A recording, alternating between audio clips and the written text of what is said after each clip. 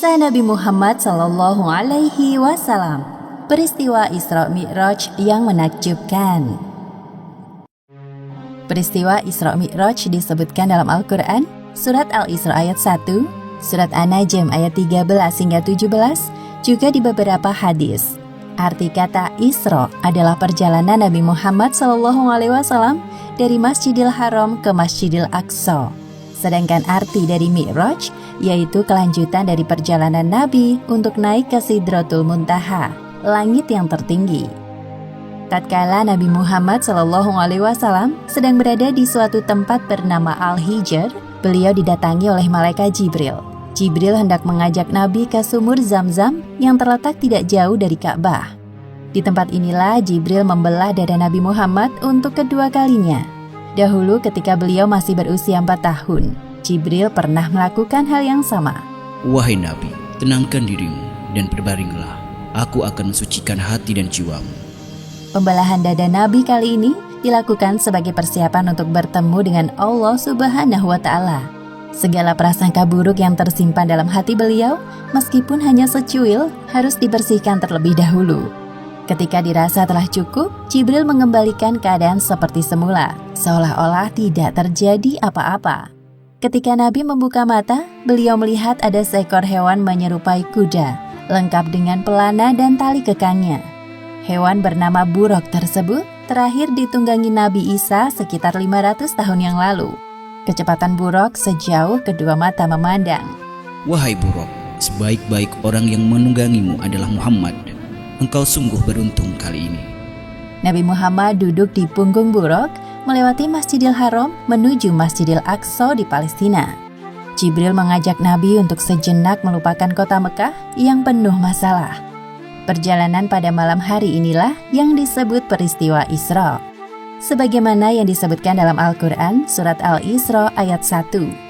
Maha suci Allah yang telah memperjalankan hambanya pada suatu malam dari Masjidil Haram ke Masjidil Aqsa, yang telah kami berkahi sekelilingnya agar kami perlihatkan kepadanya sebagian tanda-tanda kebesaran kami. Sesungguhnya dia maha mendengar lagi maha mengetahui. Buruk melesat dengan kecepatan tinggi. Sesampainya di Masjidil Aqsa, Nabi menambatkan buruk di sebuah besi dan berjalan memasuki masjid. Lalu beliau sholat 2 rakaat.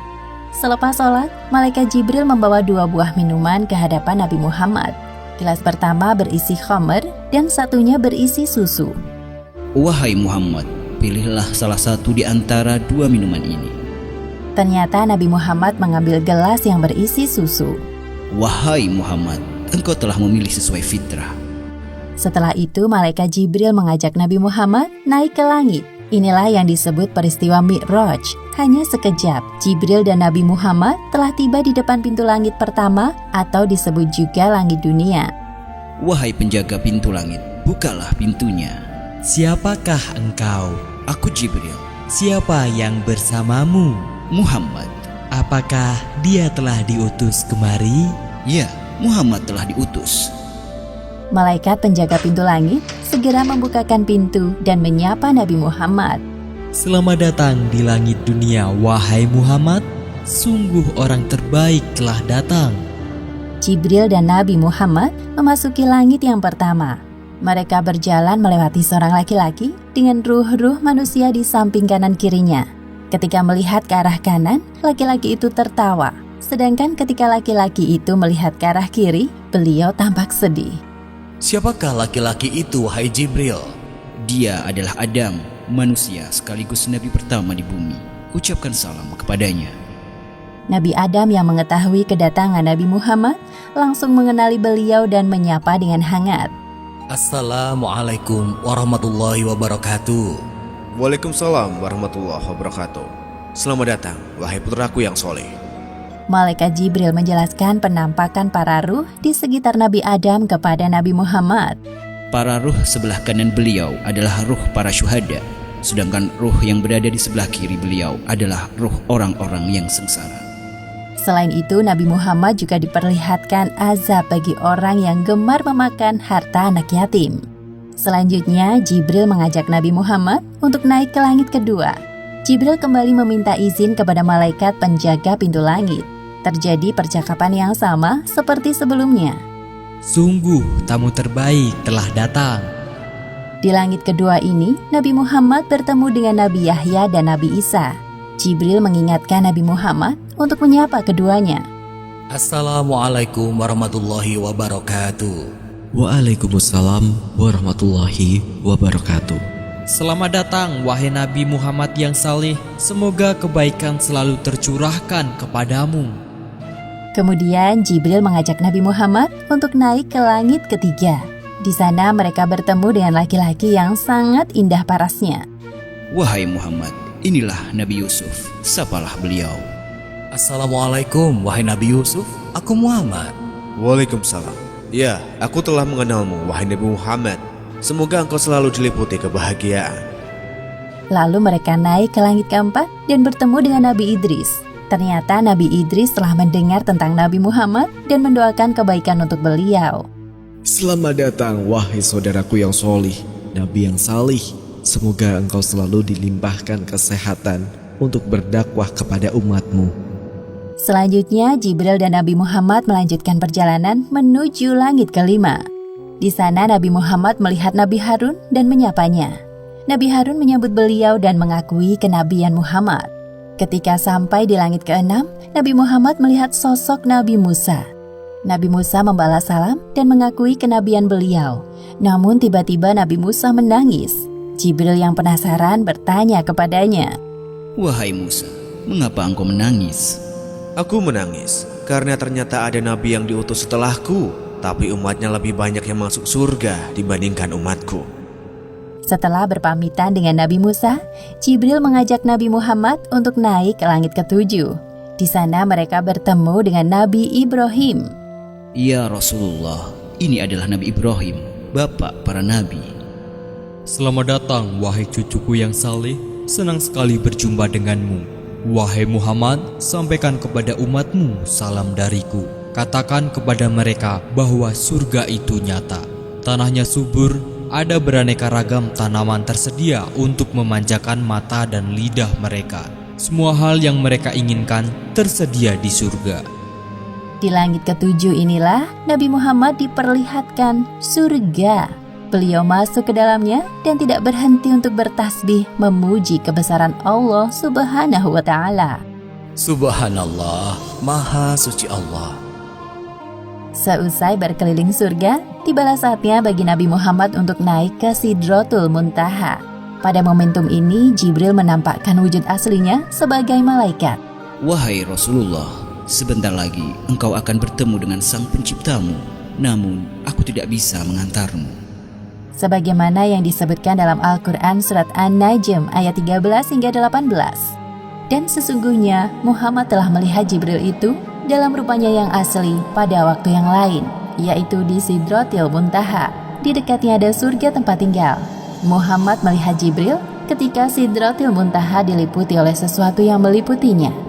Penglihatannya, Muhammad tidak berpaling dari yang dilihatnya itu dan tidak pula melampauinya. Sesungguhnya dia telah melihat sebagian tanda-tanda kekuasaan Tuhannya yang paling besar.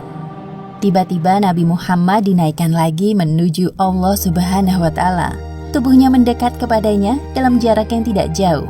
Namun Nabi Muhammad tidak dapat melihat Allah Subhanahu wa Ta'ala secara langsung. Beliau melihat Allah Subhanahu wa Ta'ala dengan hatinya. Pada saat itulah Allah Subhanahu wa Ta'ala mewajibkan hambanya untuk sholat 50 kali sehari semalam.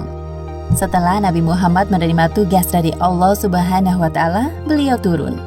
Di langit ke-6, Nabi Muhammad berjumpa dengan Nabi Musa. Mereka saling berbincang.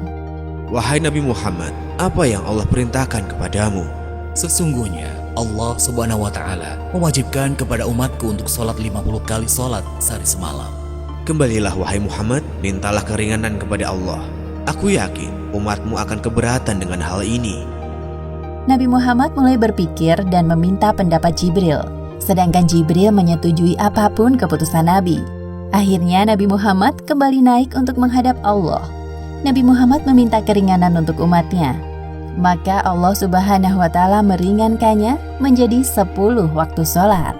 Kemudian Nabi Muhammad kembali ke langit ke-6 dan bertemu dengan Nabi Musa. Mendengar jawaban dari Nabi Muhammad, Nabi Musa menyuruh beliau untuk meminta keringanan lagi. Kembalilah kepada Robmu. Aku sangat yakin umatmu tidak akan sanggup melakukannya. Nabi Muhammad kembali menghadap Allah Subhanahu wa Ta'ala. Lalu Allah Subhanahu wa Ta'ala meringankan menjadi 5 kali waktu sholat. Nabi turun lagi ke langit ke-6. Di sana Nabi Musa telah menunggu Nabi Muhammad. Nabi Musa kembali menyarankan beliau untuk kembali meminta keringanan kepada Allah Subhanahu wa Ta'ala. Wahai Nabi Musa, aku telah malu kepada Robku. Aku rela dengan keputusan ini. Kemudian Nabi Muhammad berpamitan dengan Nabi Musa dan meneruskan perjalanan. Ketika itu terdengar suara dari langit. Wahai Muhammad, engkau telah menyetujui farduku dan aku telah memberikan keringanan untuk para hambaku. Perintah sholat 5 waktu nilai pahalanya sama seperti 50 waktu dalam sehari semalam. Allah Subhanahu wa Ta'ala sangat menyukai ibadah sholat karena membuat umatnya terus ingat kepadanya. Serangkaian perjalanan Isra Mi'raj Nabi Muhammad akhirnya usai. Setibanya di Masjidil Aqsa, Malaikat Jibril menghadirkan para ruh nabi-nabi terdahulu untuk menjadi makmum sholat Nabi Muhammad. Setelah itu, Nabi Muhammad naik ke punggung buruk untuk kembali ke Mekah dan tiba di sana sebelum pagi hari. Demikianlah akhir kisah peristiwa Isra Mi'raj yang menakjubkan. Hikmah yang dapat kita ambil dari kisah ini diantaranya: pertama, peristiwa Isra Mi'raj merupakan sebuah penghormatan dan penghibur bagi Nabi Muhammad setelah ditimpa ujian yang bertubi-tubi, seperti ditinggalnya Abu Thalib, Khadijah, penyerangan penduduk Taif. Namun beliau berhasil melewati semua itu dengan sabar dan tawakal. Kedua, hendaknya kita bergegas melaksanakan sholat ketika telah masuk waktu, karena Nabi Muhammad telah meminta keringanan kepada Allah Subhanahu wa Ta'ala untuk sholat hanya 5 kali sehari semalam. Wallahu a'lam bishawab.